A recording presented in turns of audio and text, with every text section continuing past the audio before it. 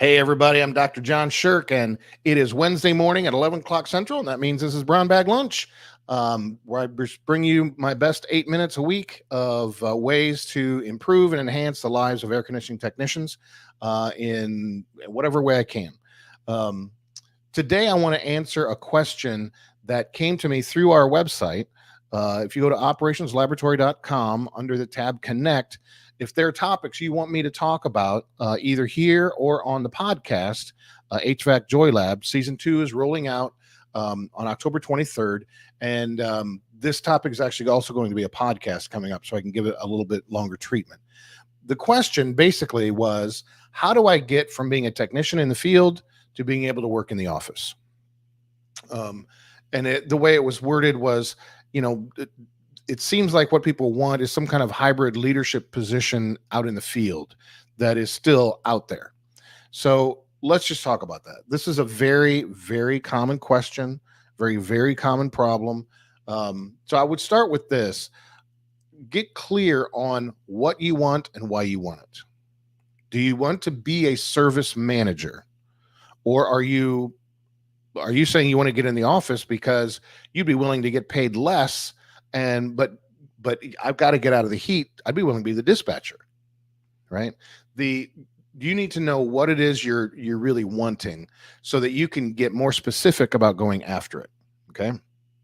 Is it that you need to make or want to make more money?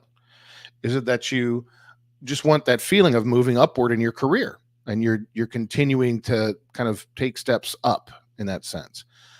Do you just need relief from the heat and you've been doing this for a long time? Maybe a variation of that is that you feel your body is not going to be able to keep doing this much longer. Okay. All of these are reasons why you would want to be able to get off your tools. Now, realistically, there's different options besides service manager to make that happen. So make this a part of your conversation with the powers that be in your company. If the issue is really, I want to keep moving forward in my career, nothing wrong with that at all, right? But that's a completely different conversation from saying, I don't know how long my body can keep doing what I do. They're completely different conversations. And so you need to be able to articulate, why is it that you're wanting to make this move, right? From there, we need to come to terms with, is this an option where you are?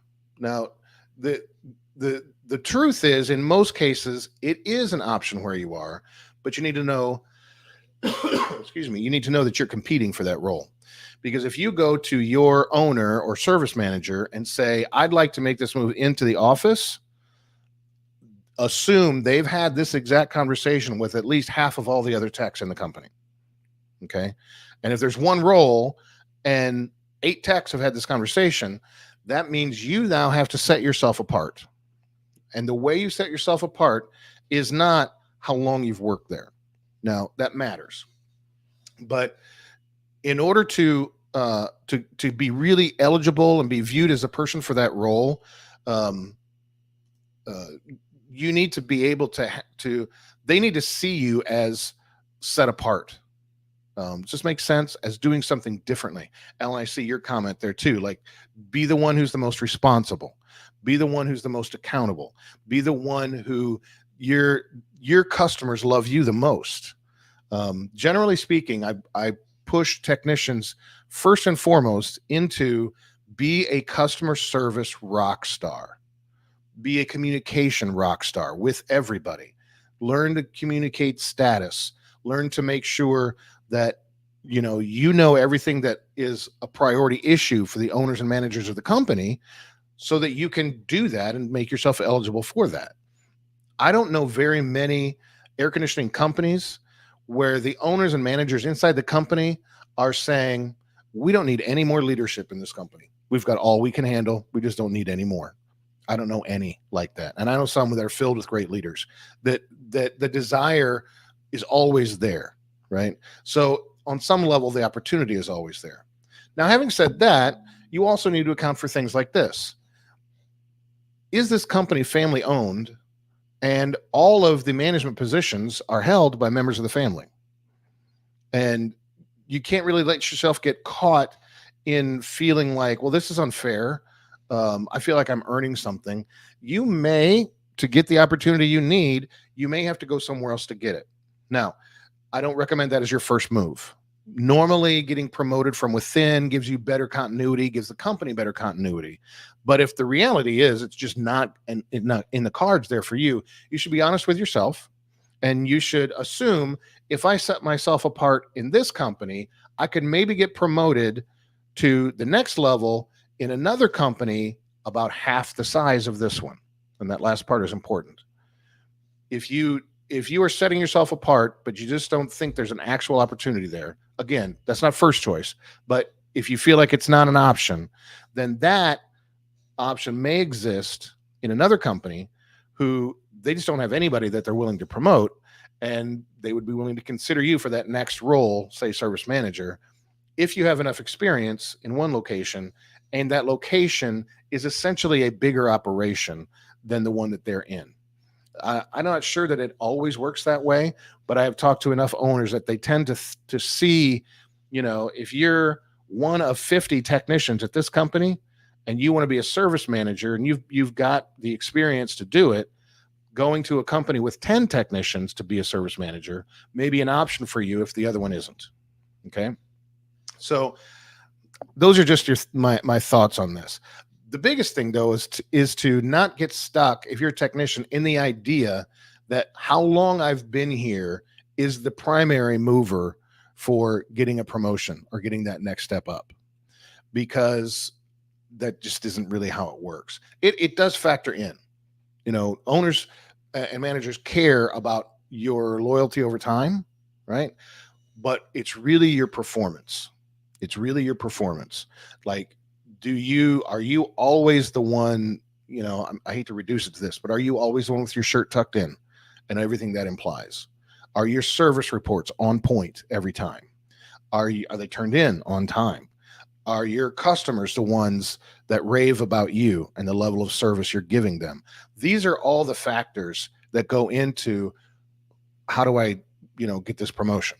Now, again, if the conversation really isn't about the promotion, it's about, because I hear just as much people's technicians, maybe more, say, I don't know how long my body can hold up doing this.